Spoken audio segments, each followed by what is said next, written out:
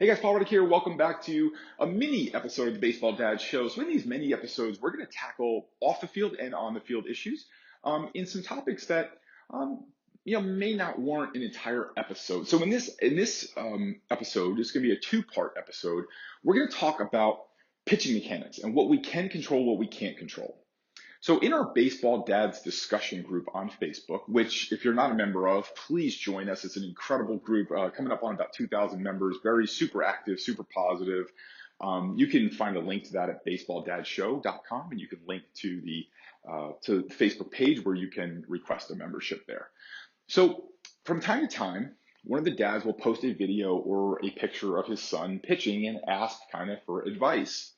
And some very well-intentioned and very well-meaning dads kind of give their advice. And some of it is good and some of it not so good, right? And here's why. If I were to take a word cloud, right, like a summary of all the words that surround pitching advice, the large majority of those words would be things that happen after the pitcher's front foot hits the ground. So if I'm a right-handed pitcher and I lift and I take my stride, my left foot hits the ground, my front foot hits the ground. And most of the advice that we give centers around things that happen after the front foot hits the ground. So you hear things talked about hip rotation or hip shoulder separation or torque or scap loading or a position of elbows or how the ball out of the glove. You hear about cocking position. You hear about arm slot, arm action, follow through, head position, posture. All of these things are things that mostly happen after the front foot hits the ground. So what we can control, what we can't control as dads and coaches when teaching pitching is that a lot of the things that happen after the front foot hits the ground are a result of everything that happened before the front foot hit the ground. So I like to use the Leaning Tower of Pisa as an example, and even if you've heard this from me before, it's certainly worth repeating and repeating and repeating. So if you look at the Leaning Tower of Pisa, obviously it's leaning, right? And if you look at which floor is the most messed up, well, the top floor is about 7 degrees off. And that's what gets the most attention, right? The top floor is off. But every floor below that is what causes that top floor to be off. So you can't fix the top floor. You can't fix the fourth floor, right? You can't even fix the first floor. All of those things are the result of a poor foundation. So even though the top floor is the most messed up, and most people, it's a longer discussion, but if it's going to break, it's going to break in the middle, right? That's where all the pressure is. That's where the tearing is going to be. But the problem is in the foundation.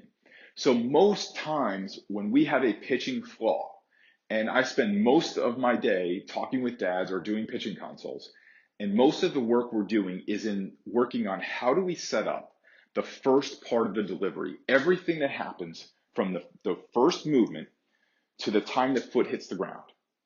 If we can get that right, a lot of the things that we try and correct or we label as flaws self-correct. Not everything, and there always could be something wrong. Even with a good foundation and a good structure, doesn't mean that a beam is not going to break on the fourth floor, but those problems are a lot easier to fix with a solid foundation. Now, here's the problem. Why don't we just focus our instruction on that first part of the delivery? I mean, real easy. It's not very exciting. And it's hard to fill a year's worth of lessons with that. And it's hard to fill a 2-day, 3-day camp with focusing on that. But actually a very qualified and a very competent instructor, there's a whole lot more to it than just that movement of first movement into the stride. So a competent instructor really prepares a pitcher to set that up. If I can set up a pitcher to hit that front foot hit the ground and they could be in a good position, it's really hard for something else to go wrong. Now, and this is again maybe for a longer podcast, if they cannot get that right, if after we've done that instruction and they still can't get that first movement right, and once they comprehend and they understand it, then there's other issues to look at, right? There could be a physical restriction. There could be a physical weakness, a muscle tightness, a muscle imbalance. It could just be a maturity thing. It could be a coordination issue. So there's a lot of things that come into play there. But if you can focus on this, if you can get your son to get that first movement right, if he can get everything right from this first movement to the time his front foot hits the ground, it is really hard for much more to go wrong in the pitching delivery. And if it does go wrong, it's much easier to correct. So I'm going to do a separate podcast talking about grip and how when we talk about grip, how it affects pitches is really not a really good investment of time where to spend our coaching time, our practice time, and our instruction in trying to figure out pitch grip. So thanks for listening, guys. Head on over to baseballdadsshow.com. We have so much stuff over there for you, and I'll see you on the next podcast.